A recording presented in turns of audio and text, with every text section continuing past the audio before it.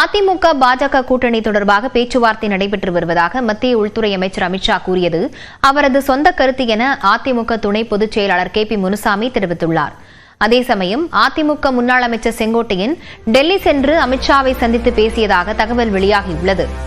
பாஜகவுடன் மீண்டும் கூட்டணியே கிடையாது என திட்டவட்டமாக கூறி வந்த அதிமுக பொதுச் செயலாளர் எடப்பாடி பழனிசாமி கடந்த செவ்வாய்க்கிழமை திடீரென்று டெல்லி சென்று மத்திய உள்துறை அமைச்சர் அமித்ஷாவை சந்தித்து பேசினார். பின்னர் செய்தியாளர்களை சந்தித்த அவர் கூட்டணி தொடர்பாக எதுவும் பேசவில்லை என்றும் தமிழ்நாடு நலன் கருதியே சந்தித்ததாகவும் விளக்கமளித்தார். ஆனால் அதற்கடுத்த நாளே பாஜக மாநில தலைவர் அண்ணாமலை டெல்லி புறப்பட்டார். பின்னர் கடந்த வியாழக்கிழமை அண்ணாமலை, பொன் ராதாகிருஷ்ணன், வானதி ஸ்ரீனிவாசன் ஆகியோர் அமித்ஷாவை சந்தித்து பேசினர். இதனைத் தொடர்ந்து செய்தியாளர்களை சந்தித்த அண்ணாமலை கூட்டணி குறித்து தகுந்த நேரத்தில் தலைவர்கள் பேசுவார்கள் என கூறினார். ஆங்கில நாளேடு ஒன்றுக்கு பேட்டியளித்த உள்துறை அமைச்சர் அமித்ஷா அதிமுக பாஜக கூட்டணி தொடர்பான பேச்சுவார்த்தை நடைபெற்று வருவதாகவும் உறுதி செய்யப்பட்ட பிறகு அதனை வெளிப்படையாக தெரிவிப்பதாகவும் குறிப்பிட்டார். இதற்கு பதிலளித்த அதிமுக துணை பொதுச் செயலாளர் KP முனுசாமி அமித்ஷா கூறியது அவரது தனிப்பட்ட கருத்து என்றார். அது அவர் சொல்லுகின்ற கருத்து. அவர் சொல்லுகின்ற கருத்தை எங்களிடத்தில் நீங்கள் கேட்கக்கூடாது. எங்களுடைய இன்றைய நிலைப்பாடு, நாங்கள் சென்ற முழு காரணம் மாநிலத்தினுடைய நலன் கருதி தான் சென்றிருக்கிறோம். அதிமுக முன்னாள் அமைச்சர் செங்கோட்டையன் மதுரையிலிருந்து ரகசியமாக டெல்லி சென்றதாக கூறப்படுகிறது. மேலும் டெல்லியில் மத்திய உள்துறை அமைச்சர் அமித்ஷா மற்றும் நிதியமைச்சர் நிர்மலா சீதாராமனை செங்கோட்டையன் சந்தித்து பேசியதாகவும் தகவல் வெளியாகியுள்ளது. டெல்லியிலிருந்து இன்று காலை செங்கோட்டையன் மதுரை திரும்பியதாகவும் கூறப்படுகிறது.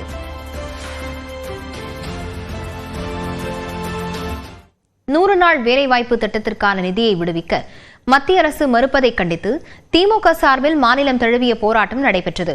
மகாத்மா காந்தி தேசிய ஊரக வேலைவாய்ப்பு உறுதி திட்டத்தின் கீழ் தமிழ்நாட்டிற்கு 4034 கோடி ரூபாய் நிதியை மத்திய அரசு நிலுவை வைத்திருப்பதாக திமுக குற்றம் சாட்டியுள்ளது.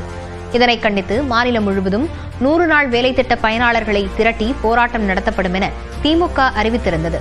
சென்னை பள்ளிக்கரணையில் நடைபெற்ற போராட்டத்தில் அமைச்சர் மா சுப்பிரமணியன், நாடாளுமன்ற உறுப்பினர் தமிழச்சி தங்கபாண்டியன், திமுக அமைப்பு செயலாளர் RS பாரதி உள்ளிட்டோர் கலந்து கொண்டு மத்திய அரசுக்கு எதிராக முழக்கங்களை எழுப்பினர்.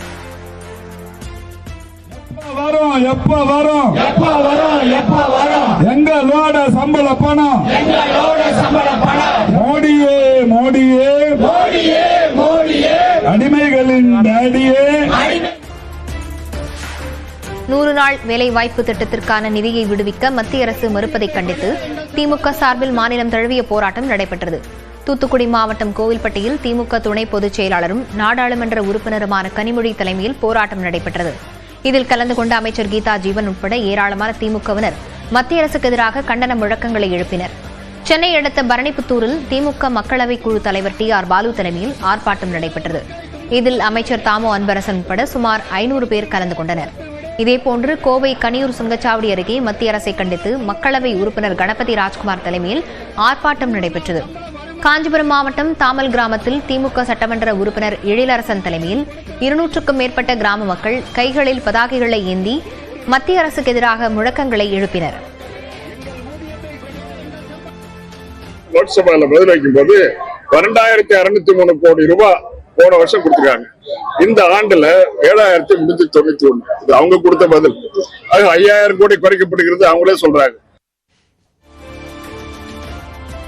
விருதுநகர் மாவட்டம் அருப்புக்கோட்டை அருகே பாலவனத்தம் கிராமத்தில் 100 நாள் வேலை திட்டத்திற்கு மத்திய அரசு நிதி ஒதுக்கவில்லை என கூறி வருவாய் மற்றும் பேரிடர் மேலாண்மைத்துறை அமைச்சர் KKSSR ராமச்சந்திரன் தலைமையில் ஆர்ப்பாட்டம் நடைபெற்றது. கூட்டத்தின் போது 100 நாள் வேலை திட்டத்தில் மோசடி நடப்பதாகவும் பாஜகவை சேர்ந்த பெண் பிரமுகர் மீனா என்பவர் வாக்குவாதம் செய்ததால் பரபரப்பு ஏற்பட்டது. மேலும் கிராம சபை கூட்டம் என அழைத்து போராட்டம் நடத்தியதாகவும் குற்றம் சாட்டினார்.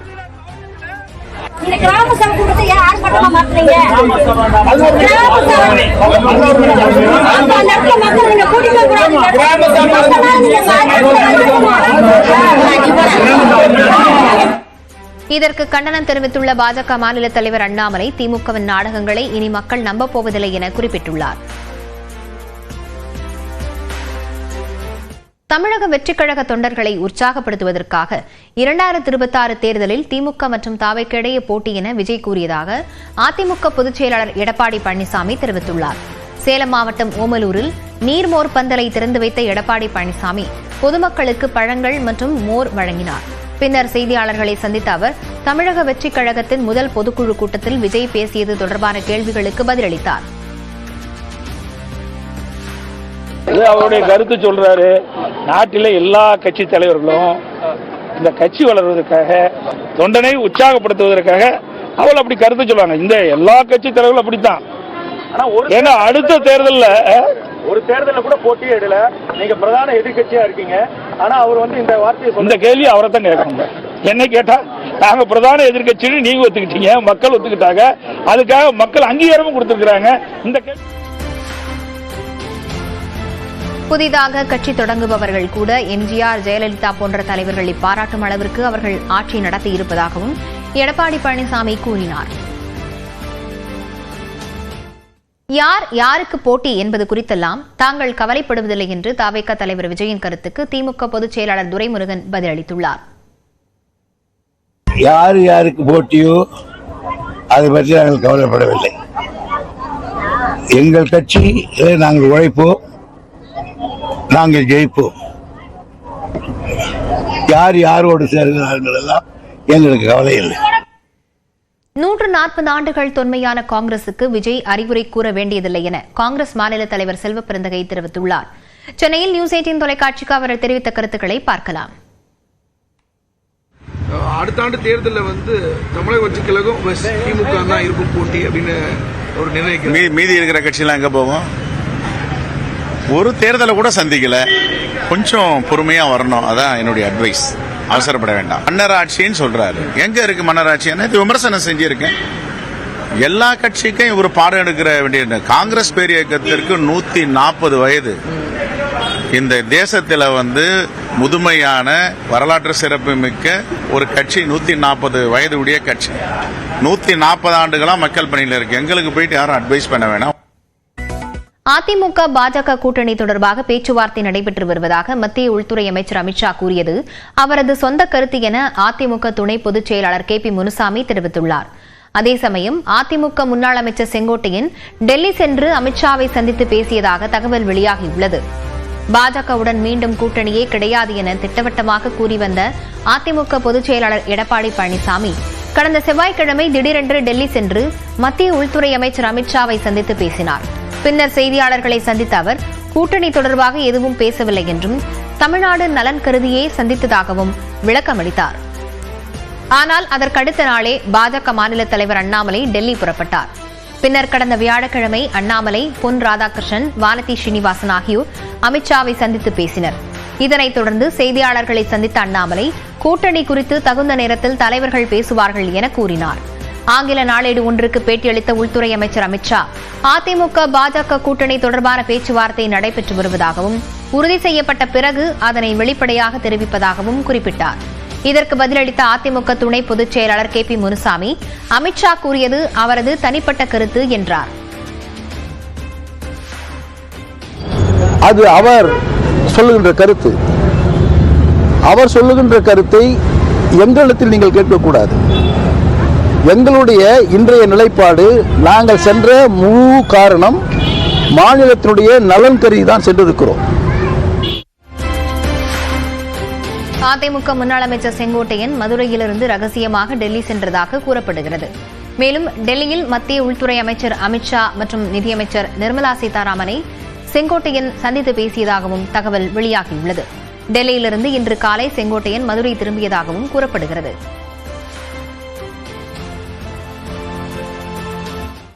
நூறு நாள் வேலைவாய்ப்பு திட்டத்திற்கான நிதியை விடுவிக்க மத்திய அரசு மறுப்பதை கண்டித்து திமுக சார்பில் மாநிலம் தழுவிய போராட்டம் நடைபெற்றது. மகாத்மா காந்தி தேசிய ஊரக வேலைவாய்ப்பு உறுதி திட்டத்தின் கீழ் தமிழ்நாட்டிற்கு 4034 கோடி ரூபாய் நிதியை மத்திய அரசு நிலுவை வைத்திருப்பதாக திமுக குற்றம் சாட்டியுள்ளது. இதனை கண்டித்து மாநிலம் முழுவதும் 100 நாள் வேலை திட்ட பயனாளர்களை திரட்டி போராட்டம் நடத்தப்படும் என திமுக அறிவித்திருந்தது. சென்னை பள்ளிக்கரணையில் நடைபெற்ற போராட்டத்தில் அமைச்சர் மா சுப்பிரமணியன், நாடாளுமன்ற உறுப்பினர் தமிழச்சி தங்கபாண்டியன், திமுக அமைப்பு செயலாளர் RS பாரதி உள்ளிட்டோர் கலந்து கொண்டு மத்திய அரசுக்கு எதிராக முழக்கங்களை எழுப்பினர்.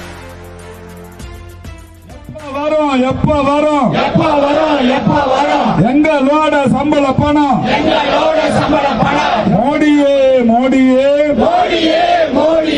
அடிமைகளின் டேடியே 100 நாள் வேலைவாய்ப்பு திட்டத்திற்கான நிதியை விடுவிக்க மத்திய அரசு மறுப்பதை கண்டித்து திமுக சார்பில் மாநிலம் தழுவிய போராட்டம் நடைபெற்றது. தூத்துக்குடி மாவட்டம் கோவில்பட்டியில் திமுக துணை பொதுச் செயலாளரும் நாடாளுமன்ற உறுப்பினருமான கனிமொழி தலைமையில் போராட்டம் நடைபெற்றது. இதில் கலந்து கொண்ட அமைச்சர் கீதா ஜீவன் உட்பட ஏராளமான திமுகவினர் மத்திய அரசுக்கு எதிராக கண்டன முழக்கங்களை எழுப்பினர். சென்னை அடுத்த பரணிப்புத்தூரில் திமுக மக்களவை குழு தலைவர் TR பாலு தலைமையில் ஆர்ப்பாட்டம் நடைபெற்றது. இதில் அமைச்சர் தாமோ அன்பரசன் உட்பட சுமார் 500 பேர் கலந்து கொண்டனர். இதேபோன்று கோவை கனியூர் சுங்கச்சாவடி அருகே மத்திய அரசை கண்டித்து மக்களவை உறுப்பினர் கணபதி ராஜ்குமார் தலைமையில் ஆர்ப்பாட்டம் நடைபெற்றது. காஞ்சிபுரம் மாவட்டம் தாமல் கிராமத்தில் திமுக சட்டமன்ற உறுப்பினர் எழிலரசன் தலைமையில் 200க்கும் மேற்பட்ட கிராம மக்கள் கைகளில் பதாகைகளை ஏந்தி மத்திய அரசுக்கு எதிராக முழக்கங்களை எழுப்பினர். லோக்சபால பதில் வைக்கும் போது 2603 கோடி ரூபாய் போன வருஷம் கொடுத்துருக்காங்க. இந்த ஆண்டுல 7391. இது அவங்க கொடுத்த பதில். அது 5000 கோடி குறைக்கப்படுகிறது அவங்களே சொல்றாங்க. விருதுநகர் மாவட்டம் அருப்புக்கோட்டை அருகே பாலவனத்தம் கிராமத்தில் 100 நாள் வேலை திட்டத்திற்கு மத்திய அரசு நிதி ஒதுக்கவில்லை என கூறி வருவாய் மற்றும் பேரிடர் மேலாண்மைத்துறை அமைச்சர் KKSSR ராமச்சந்திரன் தலைமையில் ஆர்ப்பாட்டம் நடைபெற்றது. கூட்டத்தின் போது 100 நாள் வேலை திட்டத்தில் மோசடி நடப்பதாகவும் பாஜகவை சேர்ந்த பெண் பிரமுகர் மீனா என்பவர் வாக்குவாதம் செய்ததால் பரபரப்பு ஏற்பட்டது. மேலும் கிராம சபை கூட்டம் என அழைத்து போராட்டம் நடத்தியதாகவும் குற்றம் சாட்டினார். இந்த கிராம சபை கூட்டத்தை ஏன் ஆர்ப்பாட்டமா மாத்துறீங்க?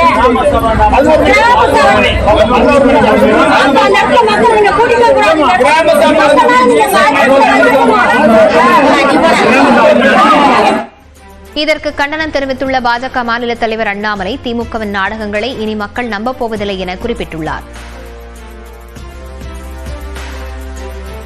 தமிழக வெற்றிக் கழக தொண்டர்களை உற்சாகப்படுத்துவதற்காக 2026 தேர்தலில் திமுக மற்றும் தாவேக்கு இடையே போட்டி என விஜய் கூறியதாக அதிமுக பொதுச் செயலாளர் எடப்பாடி பழனிசாமி தெரிவித்துள்ளார். சேலம் மாவட்டம் ஓமலூரில் நீர்மோர் பந்தலை திறந்து வைத்த எடப்பாடி பழனிசாமி பொதுமக்களுக்கு பழங்கள் மற்றும் மோர் வழங்கினார். பின்னர் செய்தியாளர்களை சந்தித்த அவர் தமிழக வெற்றிக் கழகத்தின் முதல் பொதுக்குழு கூட்டத்தில் விஜய் பேசியது தொடர்பான கேள்விகளுக்கு பதிலளித்தார். அவருடைய கருத்து சொல்றாரு. நாட்டில எல்லா கட்சி தலைவர்களும் இந்த கட்சி வளர்வதற்காக தொண்டனை உற்சாகப்படுத்துவதற்காக அவள் அப்படி கருத்து சொல்லுவாங்க. இந்த எல்லா கட்சி தலைவர்களும் அப்படித்தான். ஏன்னா அடுத்த தேர்தலில் ஒரு தேர்தலில் கூட போட்டியே இடல. நீங்க பிரதான எதிர்கட்சியா இருக்கீங்க. ஆனா அவர் இந்த வார்த்தையை இந்த கேள்வி அவரை தான் கேட்கணும். என்ன கேட்டா நாங்க பிரதான எதிர்கட்சின்னு நீங்க ஒத்துக்கிட்டீங்க, மக்கள் ஒத்துக்கிட்டாங்க, அதுக்காக மக்கள் அங்கீகாரமும் கொடுத்திருக்கிறாங்க. இந்த புதிதாக கட்சி தொடங்குபவர்கள் கூட எம்ஜிஆர், ஜெயலலிதா போன்ற தலைவர்களை பாராட்டும் அளவிற்கு அவர்கள் ஆட்சி நடத்தியிருப்பதாகவும் எடப்பாடி பழனிசாமி கூறினார். யார் யாருக்கு போட்டி என்பது குறித்தெல்லாம் தாங்கள் கவலைப்படுவதில்லை என்று தாவேக தலைவர் விஜயின் கருத்துக்கு திமுக பொதுச் செயலாளர் துரைமுருகன் பதிலளித்துள்ளார். யார் யாருக்கு போட்டியோ அதை பற்றி நாங்கள் கவலைப்படவில்லை.